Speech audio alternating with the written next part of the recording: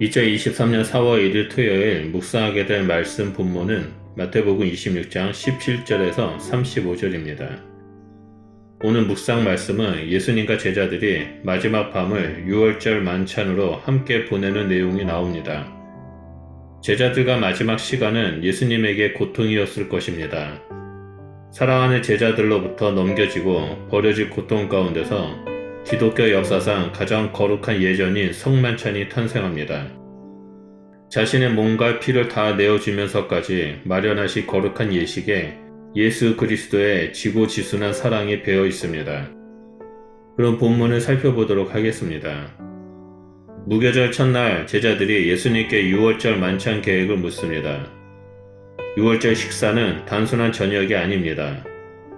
온 가족 혹은 함께 연대한 순례자들이 명절의 절정으로 구원과 해방을 기억하며 가장 중요한 신앙 고백을 드리는 시간입니다. 예수님은 제자들에게 성 안에 들어가 아무에게 가서 내 때가 가까이 왔으니 내 제자들과 함께 유월절을 내 집에서 지키겠다라고 말하라고 알려주십니다. 예수님의 명령대로 제자들이 장소를 구하고 유월절을 준비합니다. 날이 저물고 예수님과 제자들은 방에 둘러앉아 식사를 합니다. 식사 중에 예수님이 갑자기 입을 열어 제자들에게 너희 중 하나가 나를 넘길 것이다 라고 충격적인 말씀을 하십니다. 예수님의 말씀은 모두에게 두려움과 근심을 불러일으켰습니다. 스승을 권력에 넘겨주는 주제가 자신들 가운데 한 사람이라는 말씀에 서로 눈빛을 교환하느라 분주했습니다. 그러다 각자 한 사람씩 주여 나는 아니지요 말하며 자신만은 절대 스승과 공동체를 배신하는 사람이 아닐 것이라며 예수님께 확인을 받습니다. 그런 제자들의 모습에 예수님은 자신과 함께 그릇에 손을 넣는 그가 자신을 팔아 넘기는 자라고 특정하십니다. 이어 예수님은 인자는 기록된 대로 간다고 말씀하십니다. 하지만 인자를 죽음에 넘겨주는데 쓰임받는 그 사람은 화를 면치 못할 것입니다. 차라리 태어나지 아니하였더라면 좋을 뻔했다라는 충격적인 말씀을 하십니다. 다른 제자들은 예수님을 주여라고 부르며 나는 아니지요 라고 물었지만 유다만은 랍비여라고 부르며 나는 아니지요 라고 묻습니다. 유다의 물음에 예수님은 너가 말하여도다 라고 답하십니다. 예수님의 대답에 다른 제자들은 특별히 의구심을 갖지 않습니다. 다만 예수님은 유다의 자문 속에 그 대답이 담겨 있다는 것을 암시했고 그 방 안에서 유다만큼은 그 암시를 이해했을 것입니다. 곧이어 성만찬이 거행됩니다. 예수님은 떡을 자신의 몸으로 포도주를 자신의 피로 비유하며 거룩한 언약 예식을 진행합니다. 유월절 식탁 앞에서 음식을 갖는 의미를 설명하는 것은 유대 전통이었습니다. 유대인들은 유월절 만찬 때 출애굽을 기억하며 하나님의 구원의 의미를 가르치고 되새겼습니다. 그처럼 예수님은 떡을 몸으로 포도주를 피로 설명하면서 자신을 통해 이루어질 하나님의 구원의 의미를 가르쳐 주십니다. 천국의 새로운 유월절 예식을 제정하신 것입니다. 이제부터 교회는 예수님의 몸과 피를 통한 하나님의 구원을 마지막 때까지 되새기게 됩니다. 유월절 예수님의 피는 죽음을 넘는 제사함과 구원을 줄 언약의 피가 될 것입니다. 예수님의 죽음은 가슴 아픈 이별을 가져올 것이지만 예수님은 반드시 다시 오셔서 하나님 나라에서 베풀어진 구원 잔치에서 새 포도주로 제자들과 함께 마실 것이라는 확실한 소망을 주십니다. 유월절 만찬을 마친 후 찬미하여 갈란삼으로 자리를 옮깁니다. 유다의 이탈은 그 가정 어느 시점에 있었을 것입니다. 갈람산에 도착한 예수님은 두 번째로 충격적인 선언을 합니다. 그것은 오늘 밤 너희가 다 나를 버릴 것이다 라는 말씀입니다. 목자를 치면 양이 흩어지듯 예수님이 붙잡히면 제자들은 흩어질 것입니다. 그러나 그렇게 끝나지 않습니다. 처음 위대한 하나님 나라의 사역이 펼쳐진 그곳 갈릴리에서 새로운 출발을 할 것입니다. 부활하신 예수님이 먼저 그곳으로 가실 것입니다. 예수님의 충격적인 선언에 베드로가 당당히 다 버려도 나만큼은 절대 버리지 않을 것입니다 라고 굳은 결심을 피력합니다.